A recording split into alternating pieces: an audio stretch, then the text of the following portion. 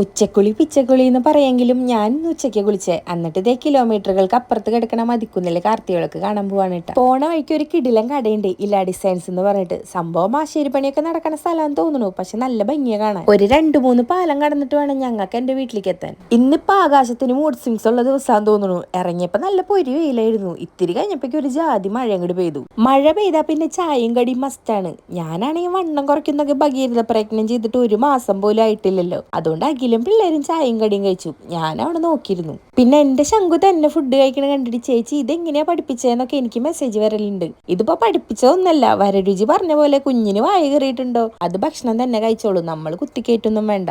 അങ്ങനെ 3ാമത്തെ പാലവും കടന്ന് ഞങ്ങൾ എന്റെ ഏരിയയിലെത്തി. ഇതാണ് ഞാൻ 4 വരെ പഠിച്ച സ്കൂള്. ഇപ്പോഴാണ് ഇത് ഇങ്ങനെയത്. ഞാനൊക്കെ പഠിക്കണ സമയത്ത് ഓട്ട സ്കൂളായിരുന്നു. പിന്നെ ഒരു വിശേഷം എന്താ വെച്ചാൽ ഞങ്ങളുടെ ഞെള്ളുപൂയം കൊടിയേറിയെന്നല്ലേ. 4-5 കൊല്ലത്തിന് ശേഷം നമ്മുടെ വീട്ടില് കാലത്ത് കാവടിപ്പൂജ ഉണ്ട് ഇക്കൊല്ലം. അങ്ങനെ 1.5 മണിക്കൂറത്തെ ഓട്ടം കഴിഞ്ഞ് ഞങ്ങൾ വീട്ടിലെത്തി. പിള്ളേര് അച്ചാച്ചന്റെ അമ്മാമ്മയുടെയും അടുത്തേക്ക് പോയി. കുറച്ചു നേരത്തേക്ക് എന്റെ കൈ ഒഴിഞ്ഞു. അങ്ങനെ ദേ ദിവം പോണ പോക്ക് കണ്ട. ഈ കുന്നന്തേളിന് ഇവിടെ വന്നു കഴിഞ്ഞാൽ മുറ്റത്തുനിന്ന് കയറുന്നത് ഇഷ്ടമില്ല. മുറ്റത്തും പറമ്പിലൊക്കെ ഇങ്ങനെ വെരുകി നടക്കണം. ഞാൻ അങ്ങനെ അകത്തേക്ക് കയറി പൂയത്തിന്റെ ബുക്ക് നോക്കുക. പണ്ട് ഞാനും എന്റെ അനിയനും ഈ ബുക്കിന് വേണ്ടി ഭയങ്കര അടിയായിരുന്നു. അമ്മതേ സൂപ്പർ അട ഉണ്ടാക്കി വെച്ചിട്ടുണ്ട്.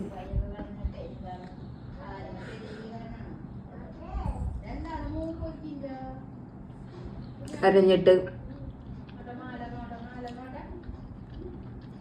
ഞാനങ്ങനെ കൊതിക്കാതെ ഒരു കഷ്ണം കഴിച്ച് അവസാനിപ്പിച്ചു.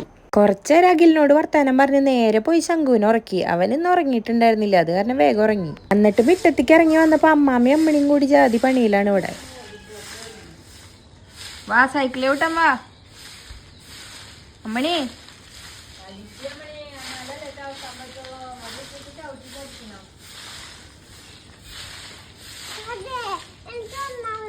അവള് സൈക്കിള് എന്ന് പറഞ്ഞ് വാശി പിടിച്ചിട്ട് ബർത്ത്ഡേക്ക് വാങ്ങിക്കൊടുത്ത സൈക്കിളാ. പക്ഷെ സൈക്കിള് കിട്ടിയ പിന്നെ തിരികണ്ണോണ്ട് തിരിഞ്ഞു നോക്കിയിട്ടില്ലേ അവൾ അതിനെ. പിന്നെ ഞാൻ വേറൊരു സൂത്രം കാണിച്ചു തരാട്ടെ. ഇപ്പോ എന്തിട്ടാ തിന്നണേ?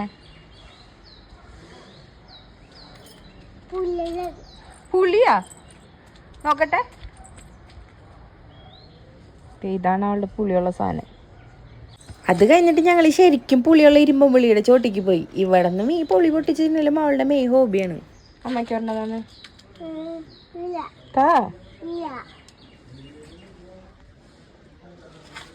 പിന്നെ ഞാൻ നിർബന്ധിച്ചപ്പോ ഇത്തിരി നേരം സൈക്കിൾ ഇരുന്നു വരുത്തിയിട്ട് ഇതേ ഇറങ്ങി. പിന്നെ ഇത് ഞങ്ങൾ മണ്ണുത്തിന്ന് വാങ്ങി നട്ട ലൂപിക്കുക. വേഗം കച്ചു, നിറയെ കായ. വേറൊരു സൂത്രം കാണിച്ചു തരാട്ടാ. ഈ നിക്കണ തെങ്ങ് കണ്ട, ഇതേ സ്ഥലത്ത് വേറൊരു തെങ്ങുണ്ടായി. അത് മഴ പെയ്തപ്പോ ഞങ്ങളുടെ പെരപ്പുറത്ത് വീണു.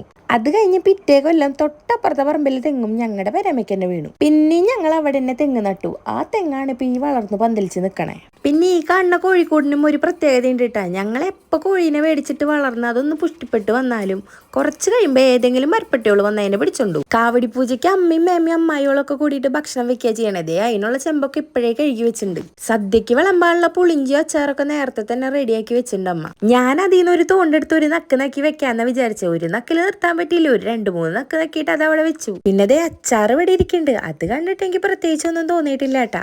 പിന്നെ ഇത് കണ്ട, ഇതാണ് ഞങ്ങളുടെ തളം. പണ്ട് ഇവിടെ ഡൈനിങ് ഏരിയ ആയിരുന്നു. ഇപ്പതേ എൻ്റെ അനിയൻ ആ കർട്ടൻ്റെ അപ്പുറത്തൊക്കെ എടുക്കണേ. പിന്നെ ഇവിടെയുള്ള ഈ സ്പ്രേകളൊന്നും ഞങ്ങൾ കാശ് കൊടുത്ത് മേടിക്കുന്നില്ല. അതൊക്കെ മാമന്മാരും ചേട്ടന്മാരൊക്കെ ഗൾഫിൽ നിന്ന് വരുമ്പോൾ കൊണ്ടുവരണതാ. അങ്ങനെ ശങ്കുവിനെ എണീപ്പിച്ച് ഞങ്ങളിതേ അമ്പലത്തിൽ പോവാൻ റെഡിയാവാ. ഇത് അമ്മ മൂകാംബിയെ പോയപ്പോ മേടിച്ചോണ്ടെന്ന വളയാണ് കേട്ടാ. അവനെ ഉഷാറാക്കാൻ അച്ചാച്ചൻ പുറത്തെത്തി ഡാൻസ് ഒക്കെ കളിക്കുന്നുണ്ട്. ഞാനങ്ങനെ പെട്ടെന്ന് മുടിയൊക്കെ കെട്ടി വെച്ച് റെഡിയായി.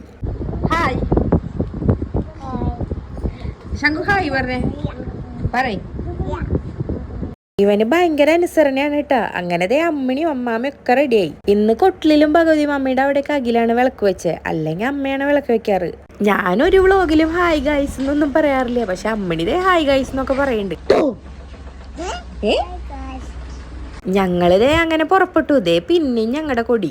ഈ വഴിയാണ് ഞങ്ങൾ സ്കൂളിലേക്കും കോളേജിലേക്കും ഒക്കെ പോയിരുന്നത്. സൈക്കിൾ മഴ പോവാറ് 1.5 കിലോമീറ്റർ ഉണ്ട്. ഇപ്പോഴും ഇവിടെ ബസ് റൂട്ടൊന്നും വന്നിട്ടില്ല. ശങ്കു ആണെങ്കിൽ സീറ്റിന്റെ ഇടയിൽ ബോൾ വെച്ച് തട്ടി ഒരു പ്രത്യേക സ്കില്ലൊക്കെ കാണിക്കുന്നുണ്ട്. ഞങ്ങൾ എന്നിട്ട് ഇതേ മതിക്കുന്ന അമ്പലത്തിലെത്തി. ഞാൻ എന്തോരം പറഞ്ഞാലും ഈ ശങ്കു വീഡിയോക്ക് നോക്കില്ല. ഞങ്ങൾ കയറി ചെല്ലണ സമയത്ത് അവിടെ കിടിലം മേളൊക്കെ നടക്കുന്നുണ്ട്. ഞാനാണെങ്കിൽ വഴി കണ്ട ഒരു പിണ്ടിമ വിളക്കൊക്കെ കത്തിച്ച് വെച്ചിട്ട് പോയി. ഈ ശങ്കുന് ചെണ്ടമേളം കാണാനും കേൾക്കാനൊക്കെ നല്ല ഇഷ്ടമാണ് കേട്ടോ. അമ്പലത്തിന്റെ അകത്ത് ഓരോ പരിപാടികളും പിന്നെ ഈ ഗംഭീര ദീപക്കാഴ്ചയൊക്കെ ഉണ്ടായിരുന്നു. ഈ അഖിലിനോട് ഫോട്ടോ എടുക്കാൻ പറഞ്ഞ വീഡിയോ എടുക്കും, വീഡിയോ എടുക്കാൻ പറഞ്ഞ ഫോട്ടോ എടുക്കും. എനിക്കാണെങ്കിൽ ഇപ്പൊ പറഞ്ഞു മടുത്ത് കിട്ടിയതായി എന്നുള്ള ഭാവമായി. അമ്മോട് ദേ ഒന്ന് ക്യാമറയ്ക്ക് നോക്കാൻ പറഞ്ഞപ്പോ സ്റ്റഡി വടിയായി നിക്കണ കണ്ട. ദേ ഒരു ഇവിടെ കാളകളിയൊക്കെ കഴിഞ്ഞ് റെസ്റ്റ് എടുക്കുന്നുണ്ട്. അമ്പലത്തിൽ പിന്നെയും ഓരോ പരിപാടികൾ നടക്കുന്നുണ്ട്. പക്ഷെ ഞങ്ങൾ വേഗം അവിടുന്ന് പുറപ്പെട്ടു. അമ്മണിക്കും ശങ്കുവിനും ദേ ബഡ്ജറ്റ് ഫ്രണ്ട്ലി ആയിട്ട് 2 മത്തങ്ങ പോലും മേടിച്ച് ഞങ്ങൾ ദേ സ്റ്റാൻഡ് വിടാൻ നോക്കുക. എന്നിട്ട് നേരെ കുണ്ടൂക്കാവ് അമ്പലത്തേക്ക് പോയി. അവിടെ 2 ആനയുടെ പൂരണ്ടായിരുന്നു.